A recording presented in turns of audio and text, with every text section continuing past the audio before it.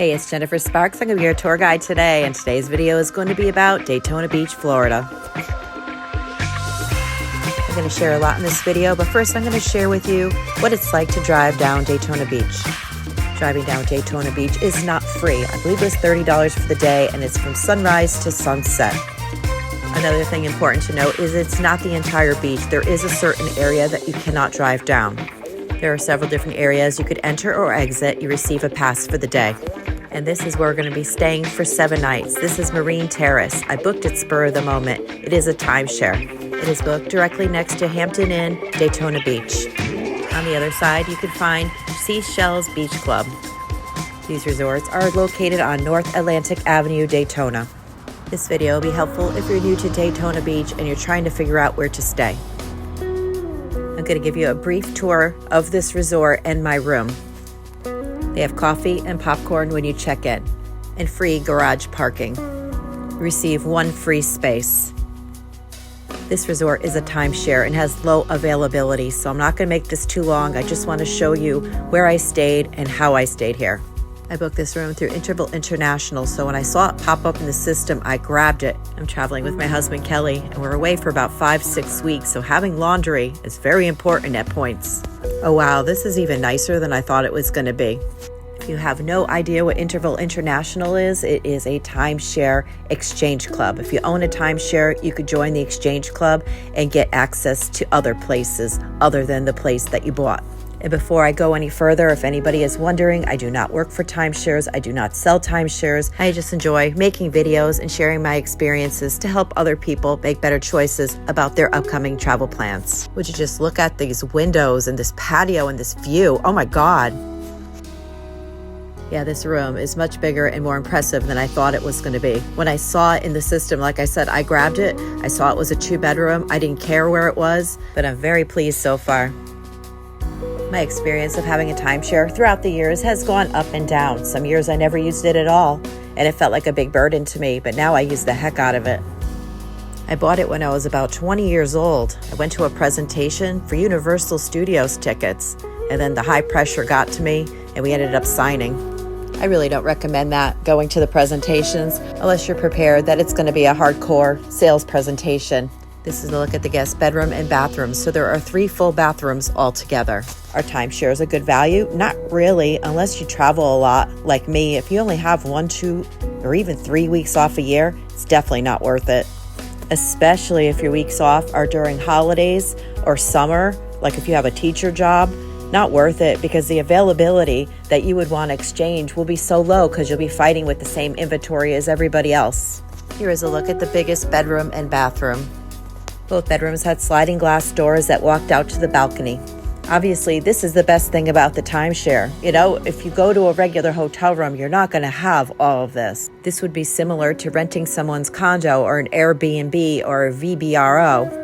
Okay, I have to check out this walk-around balcony. Come with me. It is January 2025 while we're here. So it is a little cold, but that's why I was able to get the place, because it's January and nobody else wants to come here in January. Though it really wasn't terrible. It was about maybe 60 degrees. Would go down to maybe 40, but it never really got higher than 70 degrees the week that we were there. This balcony wraps around the front and goes into where the living room area was. Biggest major flaw that's going on in this resort right now, and this is probably why we were able to get this place, is the pool area. They're doing major reconstruction over here, so it's a little noisy, plus you don't have access to the pool. It was very damaged by the storms that they recently had. But I'm okay with it. This isn't my only week. I'm stayed at other places where I was able to swim, but if this was my only vacation, it probably would be very disappointing. But honestly, we're here to just regroup, to rest and relax, and to work on videos. And right now, I have to go unpack. Come join me. We travel in my husband's Suburban, and we had a whole carload full of stuff. We bring everything in and reorganize. The property is small, but there are places to sit. One afternoon, they had a picnic and a spa event. They have a nice fitness center that has recently been remodeled. Our intentions were very good to get here every day. It just never happened. We did get to walk the beach every day, sometimes twice. Good for the body, mind, and spirit. No doubt my favorite part were the sunrises in the morning. I know, it's hard to get up for them, but it's worth it. Also in this video, I'm going to be taking you for a walk on the beach and pointing out different hotels that you could stay at, as well as taking a drive down Atlantic Avenue and doing the same. Where we were staying in Marine Terrace was more North Daytona Beach, going closer to like Ormond Beach. We're going to be walking down the beach going south. That's where more of the hotels and restaurants are. Lots of birds in Daytona Beach. There looks like there's a lot of great places to dine here. We just ate mostly in our villa. We were mostly detoxing from our cruise. No, seriously, we eat so much sugar and bad stuff on the cruise. We'd like to take like a week, even more, just to eat eggs and salads and sort of just detox from all of that. As far as hotels go and places to stay, I'm going to link some videos at the end of this video of places that we did stay. But down here by the boardwalk and the pier, there's a lot of fun family places to stay. Daytona Beach as a beach itself is so beautiful. It is so great for walking. The sand and the terrain is just so flat and easy to walk on. As far as the cars and traffic go, it generally stays to the top. You don't see any cars down by the shore. Now we're going to check out the Daytona Boardwalk, which technically is more like a walkway. There are no boards. It's not like our Atlantic City Boardwalk. Choosing a hotel in this area will give you greater access to different things to do, more restaurants, places that you could walk to. Two major hotels over here are Daytona Ocean Walk and Hilton Oceanfront. I personally did not visit or stay in either of those resorts. If I was visiting here with my family, this would have been a good choice. There was plenty of things to do down here. If you are still with me, I'd like to thank you very much. If you want to add anything to this video or ask any questions, let me know in the comments below. I'll get back to you as soon as I can. You guys want to go check out the pier? We sure do. Let's go. As far as when to visit Daytona, check the Daytona website. They have certain weeks. Like, for example, they have a motorcycle week. I was there in the beginning of it once, and it's very loud. There's also the Daytona 500. It's not just the extra noise, it's the rates on the rooms go sky high during events. So it's good to know if there's going to be any event when you're planning to come. I obviously prefer the quiet and the good deals. That is why I'm here in January. It's all about how much time you have off and when you have it. That's another thing my channel is about freedom. I have been that person before, the person that had to ask for time off, who had to ask permission to go anywhere. I have as a hairdresser my whole life. I had my own salons. I had a steady booking constantly. I was never able to go anywhere. My husband Kelly worked for UPS as a driver for 15 years. Same thing, could never get any time off. The timeshare for us at that point in our life was a total waste. We were paying maintenance fees every year and weren't even able to go. When Kelly left his UPS position, he dabbled with being an Uber driver. He even started his own driving people to the airport business. Now he has a landscaping business, which is 3 seasons. He does spring, summer, and fall, which leaves us all winter to travel. I don't think I've ever seen so many birds in one place in my entire life. I find them so fascinating. Maybe I just never noticed them before because my head was always so clouded with other things, like work. Watch how these birds all start flying at the same time. Blows my mind. It's really crazy. Probably going somewhere better, maybe somewhere warmer. Sadly, like I mentioned before, I didn't get to explore Daytona as much as I would have liked to, but we did get to go out for a day to check out the historic area. If you get an opportunity to check this out, definitely do it. It was really nice. This visit was on a whim. We were waiting for our hotel check-in and had some extra time. I was a little cranky and overworked this morning, so my husband suggested trying McKay's Tavern so I could get a Guinness and an attitude adjustment. And lunch. The lunch was really good as well. Very close to that, they have a rose garden. This really cheered me up. I really miss my roses at home. They are currently in hibernation now for the winter. This area was very beautiful and definitely worth the visit. Another thing that we did do, and I did not film, was we went to go visit the outlets. They have a great Skechers among other shoe stores there. I always get my yearly supply of Skechers.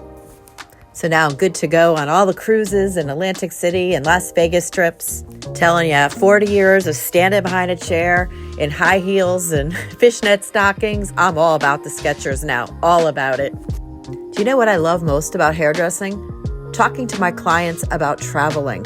Seriously, that's all I wanted to talk about. Hearing about their trips and where they went and helping them plan their next one.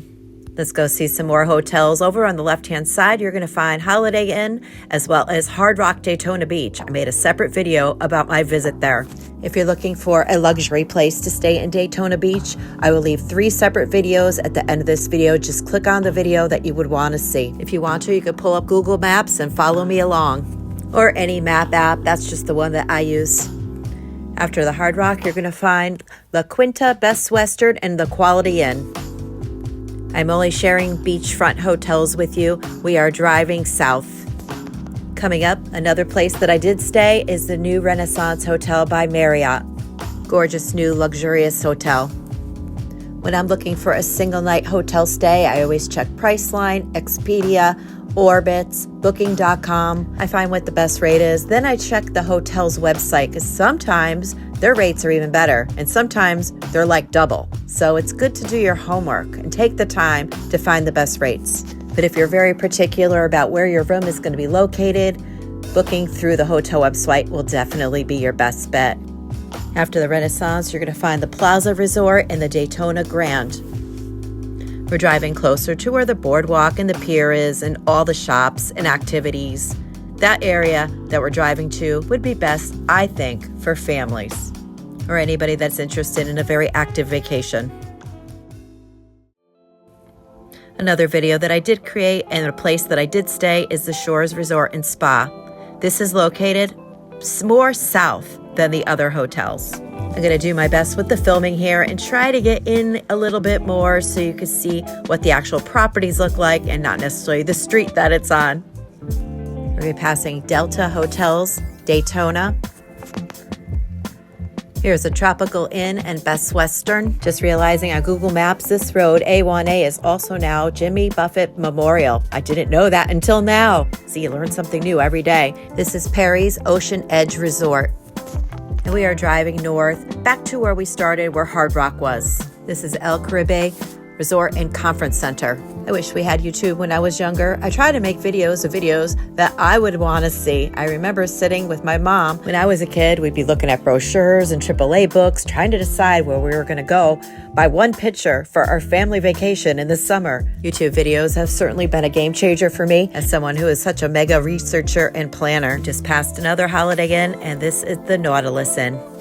If you enjoyed this video and you found any of it helpful about Daytona or time sharing or where to stay, can you do me a favor and hit that little like button, illuminate that thing, make it sparkle? I would greatly appreciate it.